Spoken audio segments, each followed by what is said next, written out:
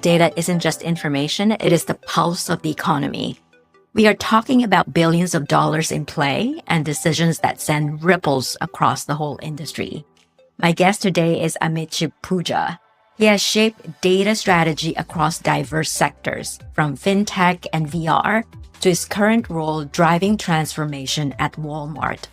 But what makes Amit fascinating isn't just the sheer size of his mandate.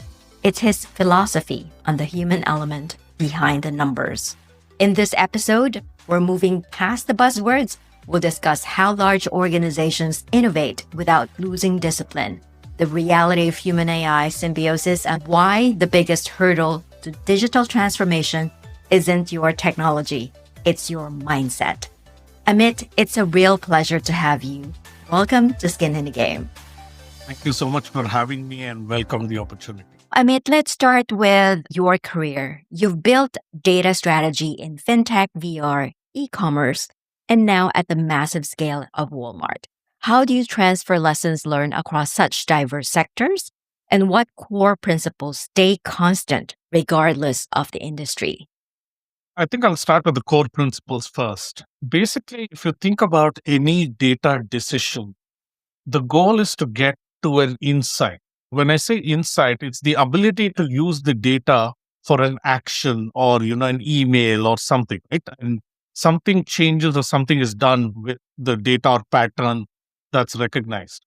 But also in turn, it should generate more data. So that's, that closed loop is what an insight is. And so in order to get to an insight, independent of industry, independent of, the problem that's being solved, there are a couple of core components to them. This is part of my sandwich methodology or my sandwich framework, where you need the data, which is like the meat or the patty of the sandwich. You need technology and algorithms and all that, which is like the vegetables that you put on top. You need people. You need someone who understands the thing and is able to translate that and has the skills to leverage all the relevant technology. So this is like your dressings, like your mayonnaise or, ketchup. And then finally, you need some structure around it, which is the governance and processes that are there. Now, this is sandwiched between, this is where it becomes specific for a particular industry or a thing, which is the first slice of bread is your domain. So is it healthcare? Is it finance, etc.? Right? That sets the boundary of the sandwich, right? What can you go outside of, inside of? And the second is regulation, security, and compliance, right? That's the other framework. So these components kind of become the core of the data sandwich for you to get to an insight. Now, this is independent of industry. Now, if you take a different industry, all that changes is the bread or, those dimensions become the criteria. So you take those constraints and you apply those to the domain or the problem you're trying to solve with that same sandwich framework, and you're able to get to an insight. That's a great analogy, Amit. In FMCG or even in healthcare, when we talk about insight, we always talk about the consumer tension. What are the pain points that you're trying to solve? We have multiple consumers, right? We have internal consumers, we have external consumers, we have government and environmental consumers. So all of them can be put into this ecosystem, to get to what insight or perspective that we want, and then interpreted accordingly. Makes sense. Now, in large-scale retail merchandising, I know there are billions on the line each quarter specifically. Now, tell me about a moment when data pointed one way, but your instincts pulled another. And what were the real stakes and how did it play out? So one of the things that often happens is that it's a question of, do you lead with your gut or do you lead with what the data tells you, right? This is what many folks run into. And I don't think there's a single answer for the same. Both of them have a role to play because studies have shown the value of instinct in the same and the thing. But the situation also involves biases, right? That's where the perspectives come from. So basically, if I were to think of an example, I'd actually go back to my time in virtual reality. And at the time, we were building a virtual reality store. And think of it like an Apple App Store or Google Play Store, but for virtual reality content. So you have a headset, you would go to this place and you would take content. What we found was that the people were telling us it's very popular, you have lots of usage, a lot of things, right? So there was a general excitement given the newness of the technology. But when we went into the data, we found that there was definitely these spikes of excitement. It would come especially when a new title was launched or the new, I get to climb Mount Everest this week, and then next week I get to go on inside the pyramids. That kind of an experience. But then it would fade away. So it would be like they would try the experience, maybe they would share it with their the people that they knew, and then it would fade away. So that nuance of the excitement is not a sustained thing, right? So we were getting feedback and surveys telling us, oh, this is awesome, this is the thing. But then the data actually showed us that this is a very transient thing. You had to keep doing stuff in order to keep the user engaged and coming back to you. Now, this we are talking in the hundreds of thousands. We are not talking in small numbers, right? So it immediately brings a very interesting problem, the whole chicken and the egg problem, right? Do we get more users and then more content, or do we get more content and then we get more users, kind of a thing? And what we found was the best way was to get more content, because then you had enough of a runway for people to consume, and then you could get incentivize or attract more users to come and consume the content. Using data to really mine the insights and validate what you're observing in the market. That's a great example, Amit. Very few organizations operate at a truly global scale. What's your guiding framework for driving innovation without losing that operational discipline? We can look at global scale in two ways. One, in terms of the resources that you have in order to solve your problem or what you're trying to do, and the audience or the ecosystem that you are part of is the second. And the third is the customer or the audience for whom you're doing what you're doing, right? You're offering either retail or you're offering VR or a fintech services, whatever that is. When we define processes, if we do it in a form that is understanding of the nuances of each of these layers, capabilities, or the ecosystem of each of these layers, we're able to build those into our processes and our systems and our approaches. For example, if we have a global team, right, you're able to build that culture, the strengths and weaknesses and the time differences and all of that while you're delivering effectively. If you understand that, hey, this is a regulated industry and, you have to go through these checks and approvals, then you're able to plan that into your process and steps that you're able to do. And simultaneously, if you understand the audience as being, like, hey, they have certain preferences, they have certain likes, you build that into your plans as well. So that's been the approach, which is at each stage being sensitive to what the nuances are, what works, what doesn't work, what is the constraint at that level. Building that into your process and refining it over time is what will get us to that end state. Speaking of global team, I know you're scaling teams across US and India. What's a tough skin in the game call you made that maybe hurt short term but paid off in the long run? So we have this in data all the time, right? Because what happens is that when we think about data strategically, it's not a question of just giving a quick table, right, or a column right now. Because this data might evolve, we need to make sure it's documented, we need to make sure it's clean, and all of that stuff. More often than not, we are having the reverse conversation, which is to say, hey, give us a little more time. We'll make sure that the data set is trusted, reliable, and performant so that you can do the thing. It's actually an interesting dynamic because the business wants to move quickly. So, for example, in the beginning of 25, when we had tariffs, right? So when tariffs comes along, we have to figure out as Walmart, are we doing the best? Are we offering the best prices? Now, I cannot go to my business and say, I need 3 months to make sure you have quality data and then give you the same. But I simultaneously can't also just give them some data today and then take my hands off it. So it's a balancing act. And the approach that we like to use is to basically figure out what's the minimal that we need right now to enable business to effectively decisions.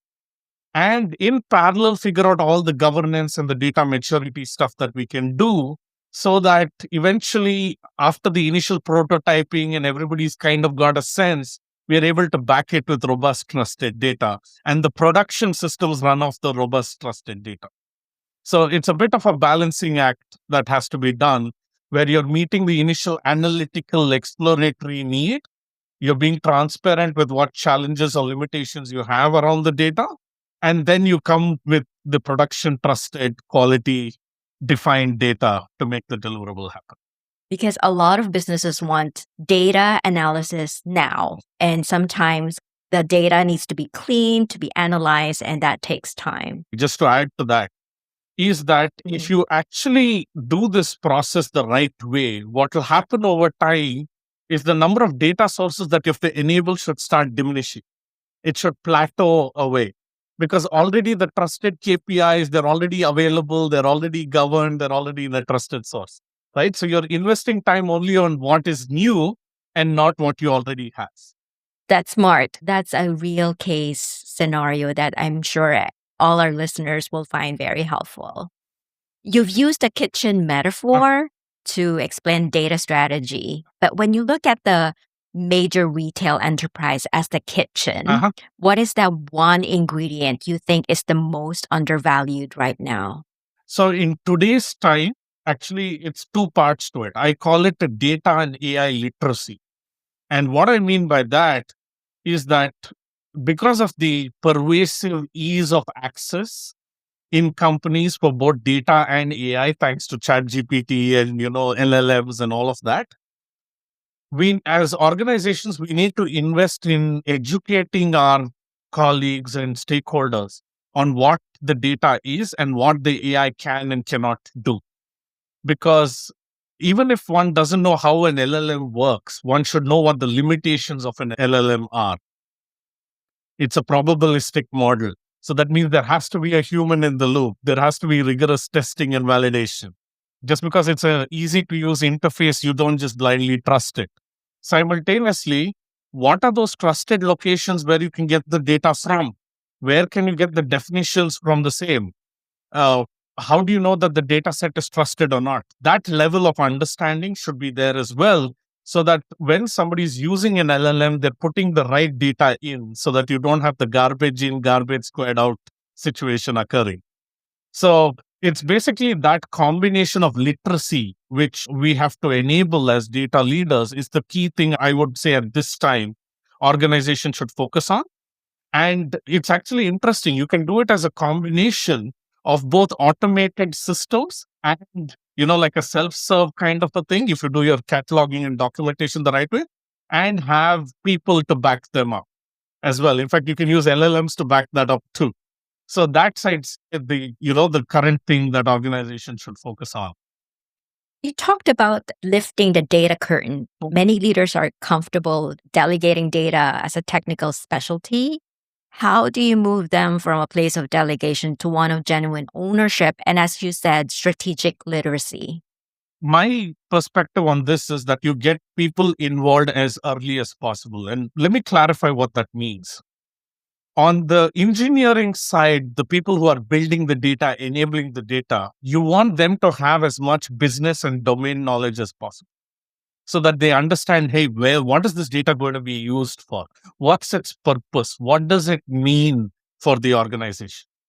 Simultaneously, you want the business people to understand what are steps it takes to get the data in place. You have to define the scripts, you have to store it, you have to run the checks on it. It has to be synced. There is orchestration, all of that. Now, they did not know how it is done, but they should at least understand that there are technical processes and monitoring effort that goes into for this. And when you have this built into your process, right, where, for example, the minute a product manager comes up with a product spec, there should be a data section and an analytics section where you call out, hey, I want this data. I want this KPI. This is what my success criteria is. So the technical person, when they're building that table, is like, hey, business asked for that KPI. Where's my column or columns that will give him that KPI? Right? And this is the context for the same. And when the project plan comes together, it includes enough technical explanation that the business knows that, okay, engineering or data modeling or data architects are going to do this and this is why they're going to do it. So that sharing of information is what will actually help peel the curtain away and eventually build that trust. So tomorrow, let's say, for example, there is some unforeseen situation and engineering comes back to the tech teams come back to business and say, hey, you won't get data for a day. And this is why it is. There's already that built trust and transparency that business is like, okay, I trust you guys. Go do what you can. I will now handle the customer. Right. So that's what it leads to.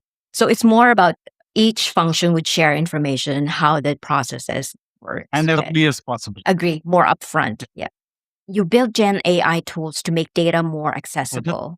Beyond efficiency gains, what has surprised you most about teams interacting with these AI assistants? One, I think, is adoption. One of the challenges data people have had with especially the traditional, SQL codes or dashboards is that we are making certain assumptions on what the end users, comfort or familiarity is for absorption or usage of the same. There are still stakeholders who don't like even dashboards, right? So the fact that the natural language interface is there automatically drops a certain set of barriers because the person is like, hey, I'm asking the question in a form that I am comfortable with, right?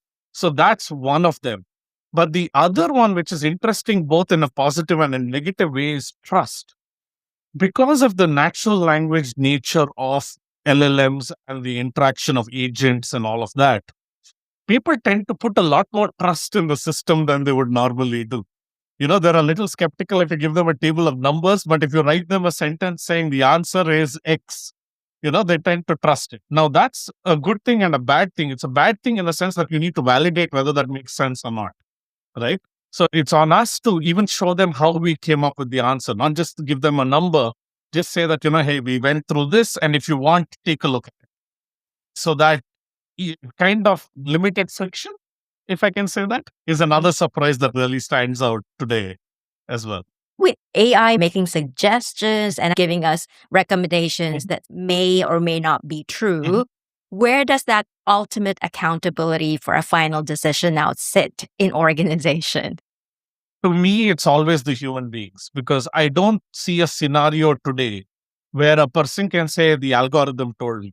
Because the next question is going to be, why did the algorithm say what it was going to say? Right? So, an understanding of the thing. So, I think it's still human at the end of the day, right? We have to take the call. I mean, think about it this way as well, right? So, let's say an algorithm makes a prediction. It says, do this. It's a human being that has to do this. We are not yet there where it's all AI. We're getting there, but even now it is, as of today, at least, it's very much a human being's going to do something with it, right? Or is going to make a decision with it. That still automatically puts the onus on us. So we don't let AI run our lives and we still make a judgment. Once we build a little more trust and we're able to, I would like to be able to test and stress test AI systems a little more before we let AI influence to make a decision. I know. We see a lot of my friends would trust AI to plan their travel agenda, their accommodation. So there are a lot of things that we're trying to let AI decide for us. No, but here's the thing, how far it goes. See, the thing with the use case you mentioned is one start and finish. But let's say if you told AI, be my travel agent even during the trip, I'll give you access to my location, I'll give you access to my thing. You keep giving me updates and all of that. That's a different use case. I don't know how many people would trust that, right? Because if it's a start and a finish, it kind of has a finality to it, right? Hey, book me all the hotels on this trip, right? It goes through, it books all the hotels.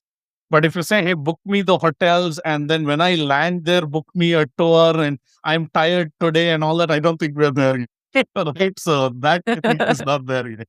I mean, I'm curious, as customer expectation evolved, how do you see the retail experience reshaping over the next 5 years, maybe? Especially when it comes to blending digital and physical or meeting the demands for sustainability. It's actually interesting because there's another dimension to this, right? Which is who the customer is also changing in the next 5 to 10 years. Because it will be less of the millennials, less of the boomers, less of those generations, and more of Gen Alpha, Gen Beta, and the future generations. So I think we're at an interesting transition point where we're moving, I would say, from physical to online, mobile and online more. I'm really curious to see how many Gen Alphas or whatever will walk into stores.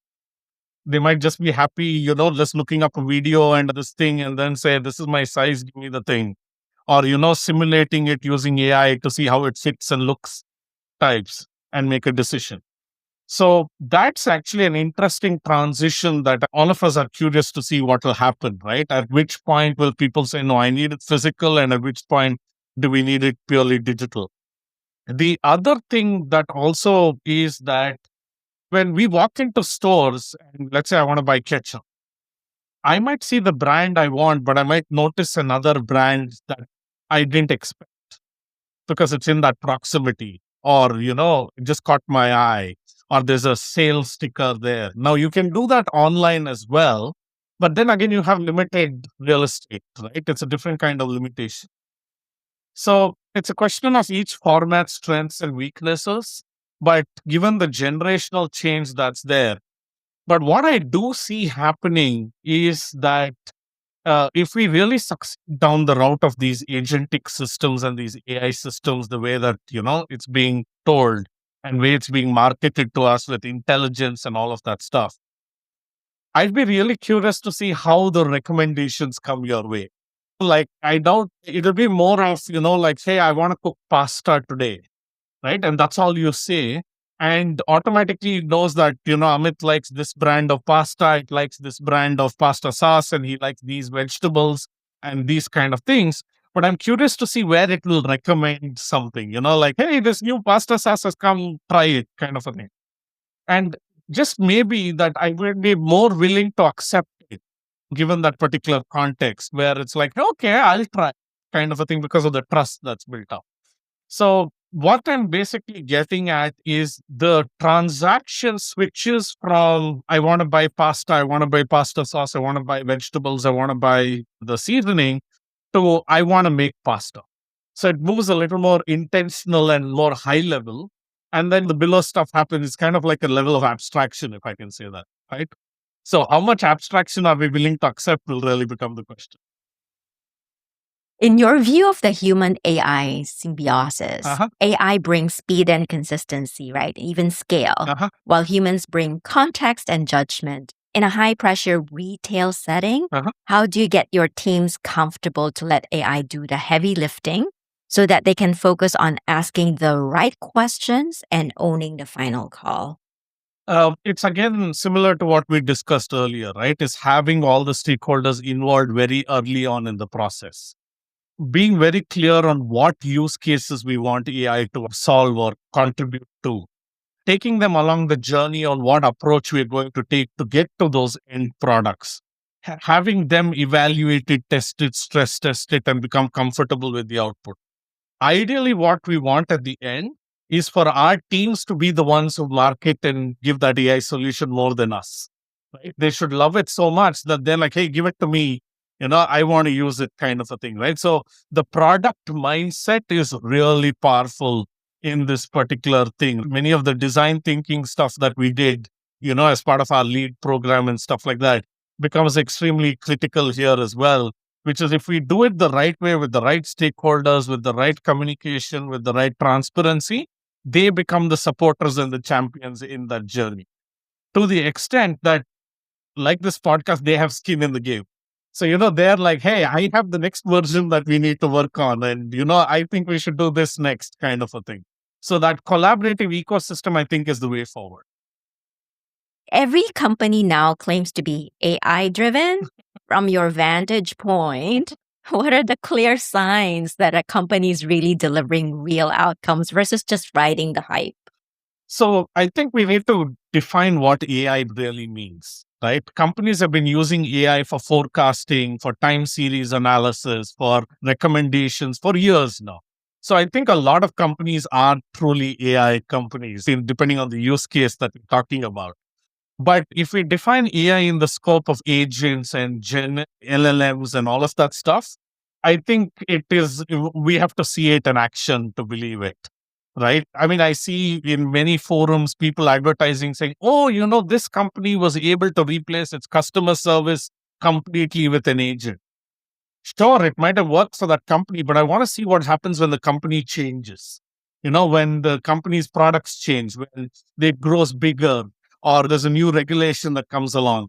That adaptation is really what I'd like to see on how effective that was, because there have been instances where that initial version works brilliantly and you change one thing and the second version just collapses for the same. So I think it's very early stages, honestly, even for large organizations. We do have successful use cases that we can talk about and we are making a difference.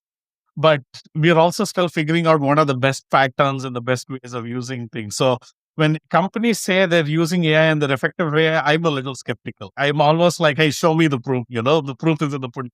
My personal opinion, there's a lot of hype. Me too. Let's get a bit more personal, Amit. Your career hasn't been that linear. Was there a specific crossroads where you chose the less obvious path because it promised a greater depth of impact for you? So one of the things I had a mentor tell me very early on was to focus a lot on learning as much as you could. And one of the things that I did is I've joined a lot more startups where I've had the opportunity to build teams or build the initiative or grow the initiative, etc. I shy away from, hey, we have this team, come and run it for us. That's not my thing. I think it's a part of the challenge. It's part of the discomfort. It's part of the excitement of, oh, cool, I get to solve something new that gets there. And what that has done is it's given me exposure to the constraints and an understanding of the ecosystem of the same. So I would say that that's what's led to almost all my career decisions, right? I mean, it looks like, I've gone from building to selling to marketing to product management to consulting and all of that. But in each one of those things, I have leveraged what I've learned previously and built something new or learned something new. And that's still the criteria I use today. Like even I chose the Walmart role because it was an opportunity to be part of building this team from scratch. And the organization didn't have these data enablement and AI enablement functions before. So I still apply that same methodology right now, which is there's a challenge, I get to learn, I'm stretched, I still bring something to the table and I get to have fun. And I've seen that the resources follow. I think I'm pretty well compensated and stuff, despite, all this thing and all the recognition and all that happens. So my thing is that if you don't have the constraints, I can't speak for everybody, but if you don't have the constraints, have fun and try something different in the careers that you're picking. You'll eventually figure out a pathway that works for you. And that'll be uniquely you. Yeah. I see that learning mindset from you, Amit, because we're both Stanford leaders. Right now, you're sharing your data and AI compass frameworks publicly. So, how has the act of writing and mentoring sharpened your own leadership internally? It's actually a very good litmus test. Like I can come up with as many frameworks as I want, but if I can't communicate and I can't have someone else understand it and absorb it and use it, then it's not effective. It's just a theoretical thing. So writing the book was an opportunity for me to put my perspective out there and help people hopefully make certain decisions more easily for the same. And it's the same thing with my thought posts and my blog posts that I do. I'm always aspiring to, independent of technical level, provide a perspective that hopefully helps a leader or a decision maker on a person understand a concept and then do something with it. Right. So the reason also I called my book The Compass is that I'm not a navigation system. I'm a navigation aid. Right. I'm hoping to give enough guidance that you'll figure out the pathway types and that you won't get lost. Transformation requires smart risk taking. How do you create that safe space for your team? And for yourself, even to experiment and even fail without losing that crucial momentum. For me, what it's been is one is getting buy-in, as much buy-in as you can upfront. That very transparently that, hey, we don't know all the answers. We need to figure this out. We want to experiment. The second is being as clearly defined as you can of what experiments you want to run. Like, hey, okay, first we're going to compare A and B. Then we're going to compare A and C. And getting stakeholders in that loop as you come across things.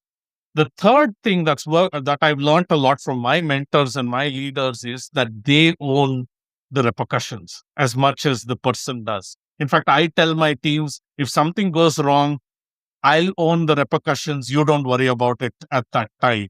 We'll then do a retrospective. We'll then figure out what we could have done differently, etc. So we actually have to model that behavior so that people have the trust in the same. And sometimes you also do it and show them that, hey, I made this mistake. This is the consequence. This is how I fixed it. And this is what I learned from it. So when they see that, they see us as leaders modeling that behavior, they're also more open to do it. Right. And then when you replicate that same support mechanism, where you replicate that same transparency and the trust in them, they're also willing to try do the same and stretch and give it a shot for the same.